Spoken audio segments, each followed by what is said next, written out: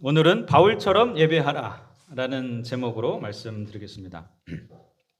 여러분, 성경에서 가장 정말 이상하고도 또 신비하고도 또 이해하기가 쉽지 않은 사건이 있습니다. 이 바로 유두고에 관련한 사건입니다. 여러분, 유두고 너무나 잘 아시지 않습니까? 유두고는 사도 바울이 제 3차 선교 여행을 이제 거의 마치면서 돌아오다가 만난 인물이죠. 특별히 여기 보시면 이제 노란색 원이 보입니다. 그 드로아에서 만난 인물이 바로 유두고입니다. 사도 바울은 3차 세계 여행을 하면서 선도 여행을 하면서 소아시아와 유럽까지 복음을 전하고 또 다시 돌아왔어요. 돌아와서 예루살렘을 향해서 가고 있던 중이었습니다. 그리고 중간에 유럽과 아시아를 잇는 드로아, 거기에서 7일 동안 머물렀죠. 그곳에서 유두고를 만나게 되죠. 그를 어디서 만났습니까? 다 아시는 것처럼 사도 바울이 내일이면 이제 출발해야 됩니다. 그래서 내일이 월요일이기 때문에 오늘 일요일에 모인 것입니다. 그리고 윗다락이로 해서 성경 표현해 보면 윗다락에 모였는데 이 이스라엘 또 그 팔레스타인 또 근동 지방의 건축 양식을 보면 건물이 1층만 있는 것이 아니고 1층 위에 다락이 있어요. 그런데 그 다락의 위입니다. 그러니까 몇 층이에요? 3층이죠. 3층에 큰 방이 있었어요. 그곳에서 밤새도록 강의를 하는 거예요, 사도 바울이. 근데 그곳에 사도 바울의 말씀을 듣고 또 예수님을 사모한 청년 유두고가 있었죠. 근데 뭐 하고 있었어요? 졸고 있었어요. 밤늦게까지 강연이 이어지자 자기도 모르는 사이에 졸은 것 같아요. 여러분, 우리가 너무 졸리면 눈꺼풀이 그냥 감기지 않습니까? 나도 모르는 사이에 정신이 나가버려요. 그런데 그가 하필이면 존 곳이 어디입니까? 하필이면 존 곳이 어디예요? 창가였어요. 이 창가에서 그는 찬바람을 쐬면서 앉아 있다가 그만 졸고 만 것입니다. 그리고 잠시 후에 어떻게 됐어요? 그 창 뒤로 떨어지고 말았어요. 여러분, 이 말씀 중에 한 3층 높이 되는 교회에서 예배를 드리고 있는데 한 청년이 창가에 걸터 앉았다가 떨어졌다고 한번 생각해 보세요. 큰일 난 것입니다. 아마 그것을 알고 거기에 모였던 모든 성도들이 으악 하고 소리를 질렀는지 모르겠어요. 유두고도 떨어지면 소리를 질렀겠죠. 그리고 떨어진 곳을 가서 보니 어떻게 됐어요? 너무나 안타깝게도 죽어 있는 것입니다. 여러분, 예배 중에 참 이런 일이 일어났으니 얼마나 참 끔찍한 일입니까? 그런데 그곳에 누가 갑니까? 사도 바울이 갑니다. 그리고 유두고를 보고 죽었다 그래요? 살았다 그래요? 거기에 있는 성도들은 보고 뭐라 그랬어요? 죽었다 그랬어요. 그런데 사도 바울은 어떻게 말했습니까? 죽지 않고 어떻게 됐다고요? 살았다 이것입니다. 성도들의 눈에는 죽었지만 사도 바울의 눈에는 어떻게 보였어요? 살은 걸로 보였어요. 그리고 그에게 몸을 대고, 그리고 이 유두고가 살아나는 장면이 사도행전 20장 10절입니다. 바울이 내려가서 그 위에 엎드려 그 몸을 안고 말하되 떠들지 말라, 생명이 그에게 있다 하고. 여러분, 예수님의 성도들이 많이 있었지만 사도 바울은 또 그들과 이 생명을 보는 관점이 달랐어요. 그런데 여기 유두고가 살아난 것보다 더 이해 안 되는 장면이 하나가 있습니다. 그게 뭘까요? 바로 그 다음에 나오는 말씀인데요. 여러분, 예배 중에 이런 일이 있었으면 이제 그 예배를 계속 지속할 수 있겠습니까? 아마 유두고를 데리고 살아났긴 했지만 어디 다친 데 없는지 볼 것입니다. 밤이 늦었지만 병원이라도 데려가서 의사의 진단을 받아야 안심할 수 있지 않겠습니까? 오늘 예배는 다 드린 거예요. 이제 집에 돌아갈 때가 된 것입니다. 그런데 그렇게 했습니까? 그렇게 하지 않았습니까? 그렇게 하지 않았어요. 놀랍게도 올라가 떡을 떼어 먹고 오랫동안 곧 날이 새기까지 이야기하고 떠나니라. 사람들이 살아난 청년을 데리고 가서 적지 않게 위로를 받았더라. 여러분, 이 장면이 이해가 되십니까? 3층에서 떨어진 청년, 그가 비록 살아나긴 했지만 아직 위태로워 보이는 그를 저 뒤에 앉혀놓고 1시간도 아니고 2시간도 아니고 언제까지 이야기를 했어요? 날이 새기까지 이야기했어요. 여러분, 이 사도 바울이 거기에 모인 성도들에게 도대체 어떤 말을 하고 싶었길래 이러한 상황에서도 그 모임을 패하지 않고 끝까지 날이 새기까지 이야기를 했을까요? 도대체 얼마나 중요한 이야기길래 그렇게 했을까요?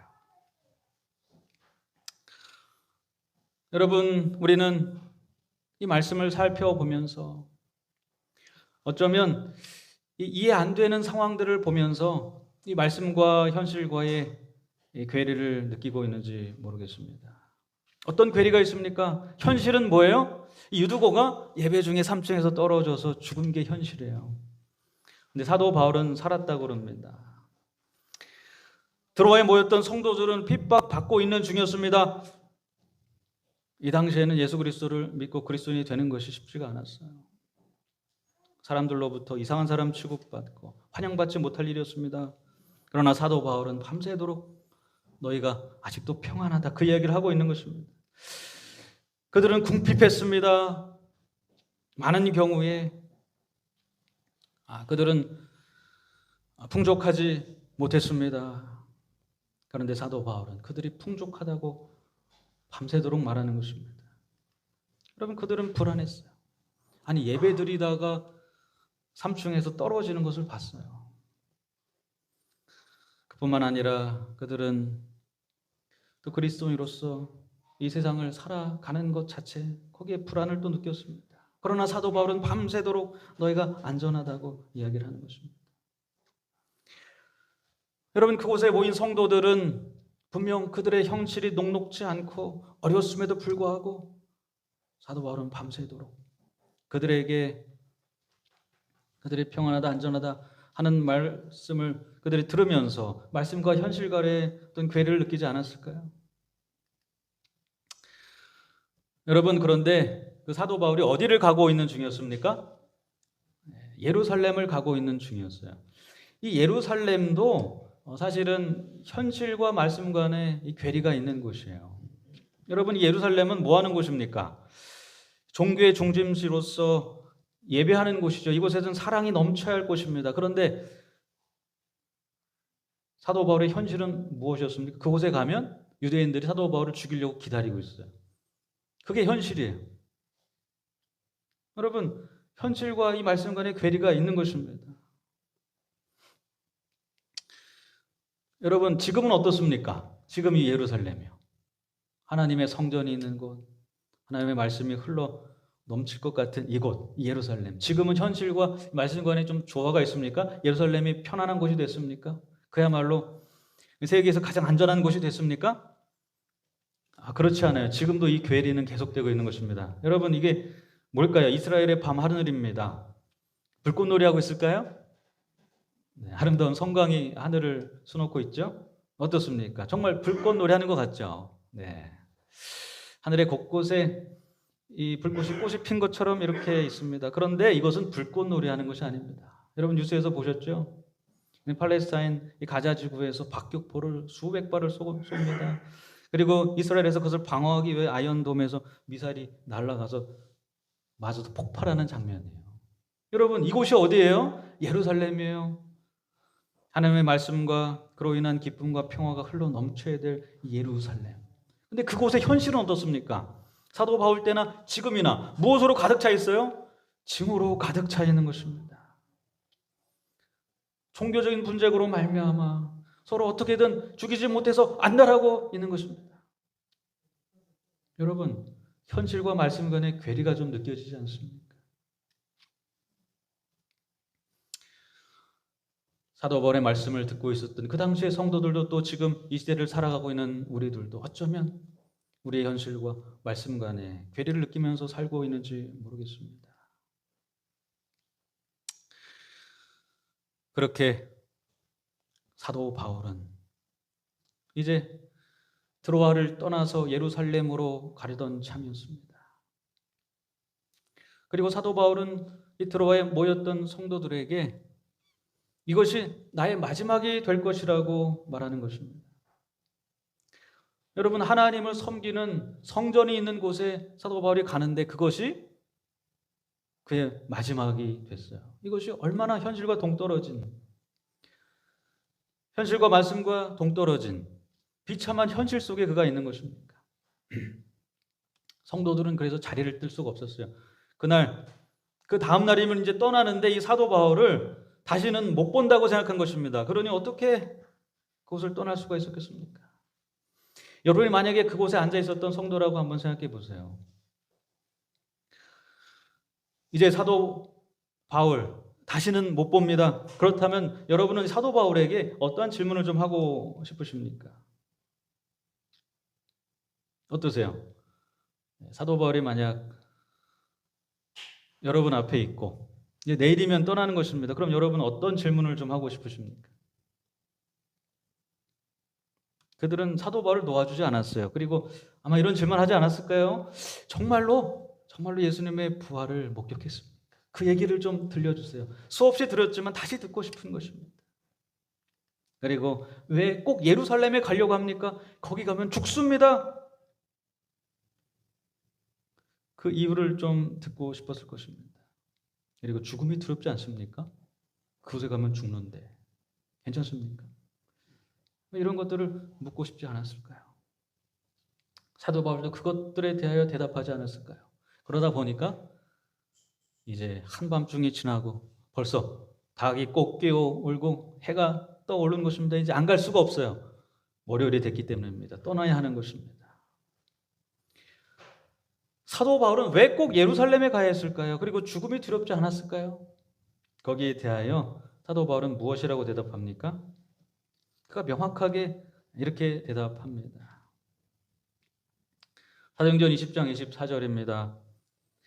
내가 달려갈 길과 주 예수께 받은 사명 곧 하나님의 은혜의 복음을 증언하는 일을 마치려 하면은 나의 생명조차 조금도 귀한 것으로 여기지 아니하노라. 사실 이 말씀은 잠시 후에 에베소에 가서 그곳에 있는 성도들 그리고 곳곳에서 보인 이 장로들 대상으로 그가 그의 사명에 대하여 다시 한번 말한 것입니다. 그런데 오늘 드로아에서도 그 시간이 마지막이었기 때문에 사도 바울은 아마 이러한 심정으로 그들에게 말했을 거예요. 여기에 보니까 그의 말씀 가운데 어떤 죽음에 대한 두려움이 느껴집니까? 죽음에 대한 두려움이 느껴지지 않아요. 그의 현실은 죽음을 앞두고 있었지만 현실과 맞지 않게 그에게는 그 죽음에 대한 두려움은 보이지 않았던 것입니다. 여러분, 사도 바울은 사명에 대해서 말하고 있는 것입니다. 나의 사명을 끝까지 다하겠다는 것입니다. 그 사명이란 은혜의 복음인 것입니다. 하나님께서 그에게 주신 하나님의 나라, 그 나라를 증거하는 것입니다. 그것을 위하여 나의 생명을 버려도 그것이 아깝지 않다는 것입니다.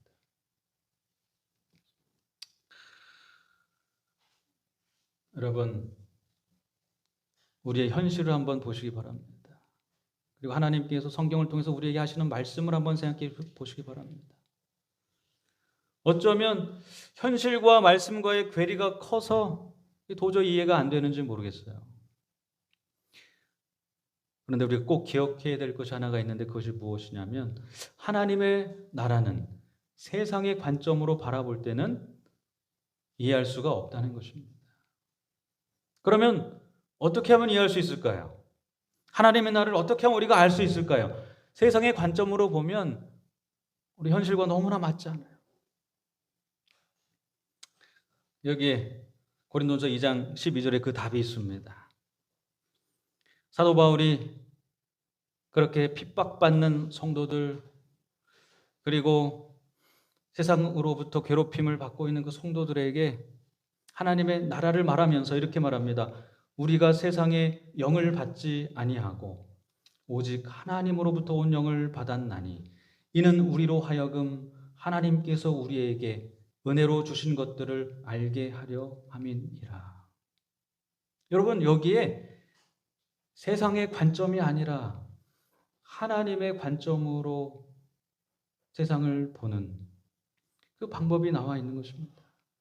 우리는 세상의 영을 받지 아니하고 어떤 영을 받았어요? 하나님께로부터 온 영을 받았어요. 그래서 하나님의 영을 가지고 하나님의 관점으로 바라볼 때에 하나님의 나라를 우리가 알 수가 있는 것입니다. 혹시라도 여기 계신 저와 여러분을 포함한 우리 모두가 이 세상에 너무나 집착하고 이 세상의 관점으로 복음을 바라보고 있지 않습니까? 그렇다면 우리는 절대 무엇을 이해할 수 없을까요? 하나님의 나라를 이해할 수 없을 뿐만 아니라 복음을 이해할 수가 없는 것입니다.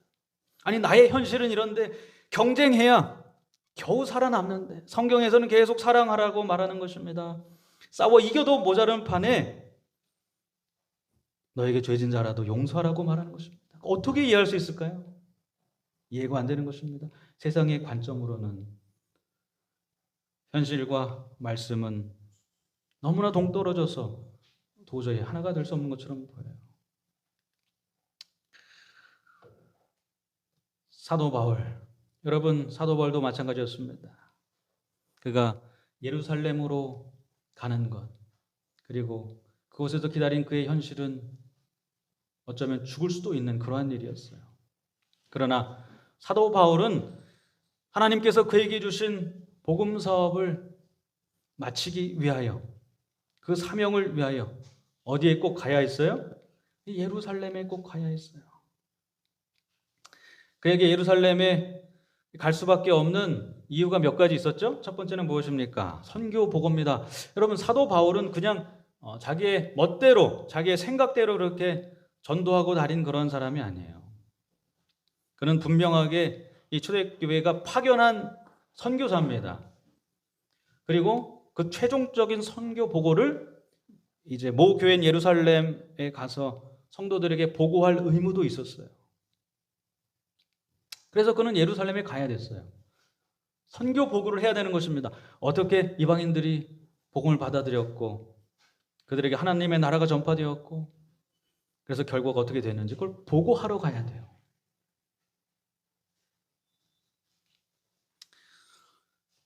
두 번째는 구제헌금을 전달하기 위해서 꼭 예루살렘에 가야 했어요. 여러분, 이 당시 예루살렘 성도들은 참 어렵고 힘들게 살았어요. 예루살렘 지역 자체가 뭐 돈 벌어먹을 만한 곳이 별로 그렇게 없습니다. 그런데다가 가뭄도 있고 여러 가지 이유로 또 그리스도인들이 핍박을 받고 있었기 때문에 어렵게 살았어요. 그래서 유럽인들이 그 아시아에 있었던 성도들이 도와줘야 했습니다. 그래서 그런 구제 헌금을 사도 바울이 가지고 가는 것입니다. 그래서 사도 바울은 꼭 예루살렘에 가야 됐어요. 그런데 그것이 다가 아니었어요. 여러분, 사도 바울이 예루살렘에 가야만 하는 또 다른 이유가 있는 것입니다. 그는 예수님께서 가신 길을 가기 위하여 예루살렘에 꼭 가야만 했던 것입니다. 여러분, 예루살렘에 가는 길은 어떠한 길일까요? 예루살렘에 가는 길. 이 당시에 많은 사람들이 명절 때만 되면 예루살렘에 갔습니다. 그리고 그 성전에서 예배를 드리고 제물을 드렸어요. 어떤 사람은 그 자신의 종교적 의무를 수행하기 위해 예루살렘에 갑니다. 어떤 사람은 그곳에서 어떤 자신의 명예와 부를 찾고자 또 예루살렘에 가는 사람들도 있습니다. 많은 사람들이 각각의 목적을 가지고 어디에 갔어요? 예루살렘에 갔어요. 서로 다른 길이 있는 것입니다. 여러분, 그런데 예수님께서는 예루살렘에 어떠한 마음으로 가셨습니까? 예수님이 가신 예루살렘을 향한 길은 어떠한 길이었습니까? 예수님은 사명을 다하기 위하여 그곳에 가셨어요. 하나님의 말씀에 순종하여서 죄인들을 위한 제물이 되기 위하여 어디에 가셨습니까? 예루살렘에 가신 것입니다. 수많은 사람들이 예루살렘에 갔지만 예수님께서 가신 목적과는 달랐습니다. 예수님께서는 순종의 제자를 통하여 천국을 만민에게 유업으로 주시기 위하여 구원의 사명을 완수하시기 위하여 예루살렘으로 가시는 것입니다. 그런데 사도 바울이 지금 어떠한 길을 가려고 하는 것입니까? 사도 바울이 자기의 성공적인 선교를 자랑하러 가려고 하는 것입니까? 어떤 명예를 위해서 갑니까? 그것이 아닌 것입니다. 그는 예수님께서 가신 길, 그 길을 가기 위하여 죽음을 무릅쓰고 꼭 어디에 가야만 해요? 예루살렘에 가야만 해요. 여러분, 사도 바울의 심정을 한번 생각해 보세요. 예수님께서 총 4번 예루살렘에 가셨죠. 그 마지막 예루살렘에 가는 길은 십자가가 예고된 길이었어요. 사도 바울도 마찬가지입니다. 선교를 마치고 이제 예루살렘에 가는 그 길은 마지막 길이 될, 어쩌면 죽을 수도 있는 그런 핍박이 기다리고 있는 길이었어요.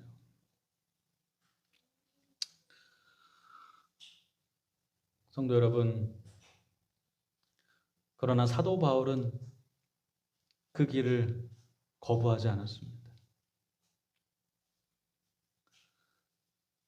다른 핑계를 대고 예루살렘을 가지 않을 수도 있었지만 그는 그렇게 하지 않았어요.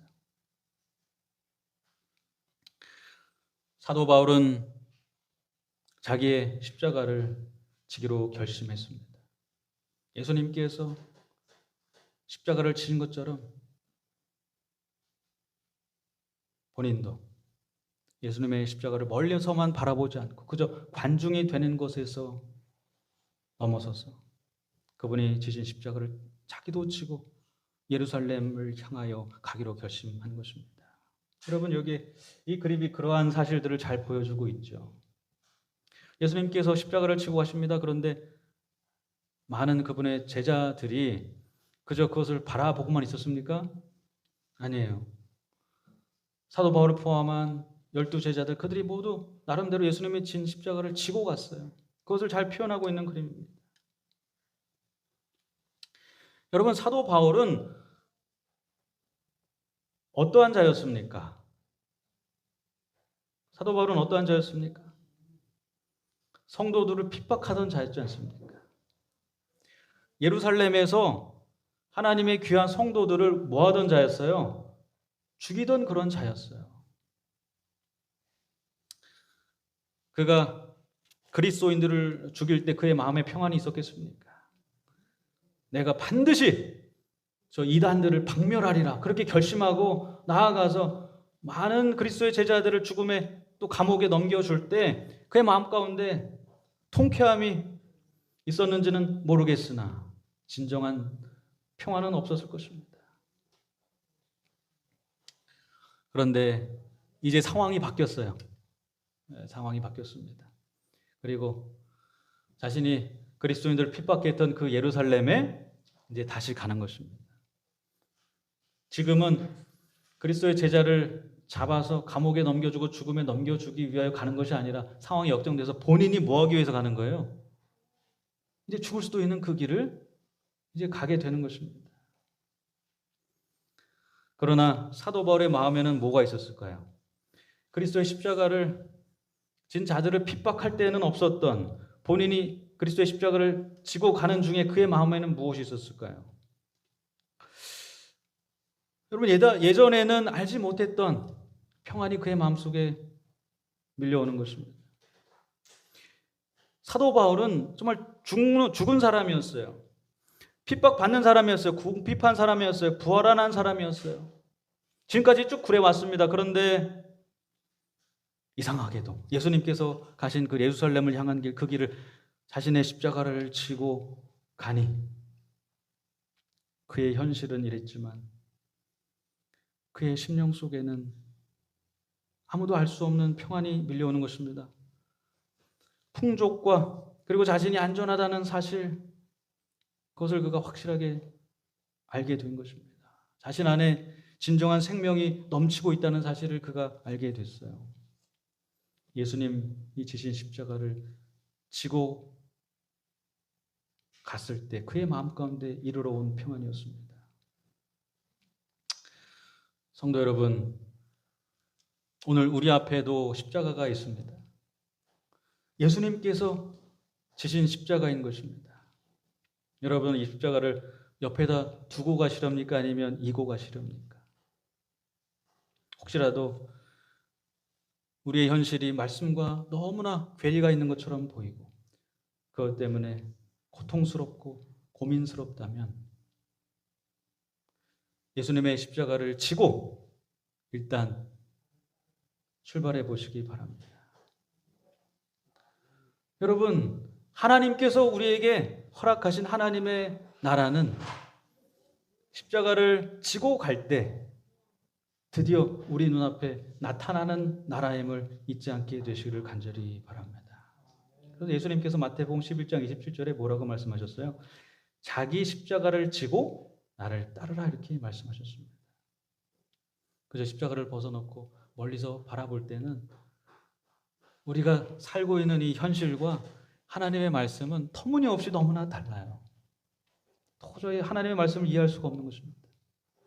그러나 사도 바울이 그랬던 것처럼 주님의 십자가를 우리가 진 순간, 그리고 한 발짝 한 발짝 가는 예수님이 가신 길을 따라서 옮기는 데 발걸음 하나하나, 그것이 시작될 때 놀랍게도 사도 바울의 마음속에 있었던, 그가 죽기를 각오하고 전했던 그 하나님의 나라 천국이 나의 마음에도 이르러 온다는 사실을 여러분 꼭 잊지 않고 기억하는 저와 여러분 되기를 간절히 바라면서 오늘 말씀을 마치겠습니다. 하늘에 계신 아버지, 비록 죽을 수도 있는 길이었지만, 순교자의 길이 될 수 있었지만, 그럼에도 불구하고 예루살렘을 향하여 가기를 멈추지 않았던 사도 바울의 심정을 우리가 한번 생각해 볼 수 있도록 하셨으니 감사합니다. 사도 바울이 주님의 십자가를 몰랐을 때는 그의 마음 가운데 불안과 걱정과 근심과 증오와 여러 가지 그를 답답하게 하는, 그를 멸망시키는 그러한 심령으로 넘쳐났지만, 오히려 그가 이제 예수께서 지고 가신 그 십자가를 지고 예수께서 가신 예루살렘을 향해 가는 길을 갈 때는 그의 마음속에 이상하게도 세상이 알 수 없는 평화와 기쁨과 하나님께서 그에게 허락하신 놀라운 구원의 은혜가 있었음을 우리가 다시 한번 기억하게 해주시니 감사합니다. 오늘 우리의 심령은 어떻습니까? 이 세상의 관점으로 바라보며 혹시라도 우리의 마음 가운데 여러 가지 슬픔과 고통과 아픔과 분노와 증오로 가득 차 있지는 않습니까?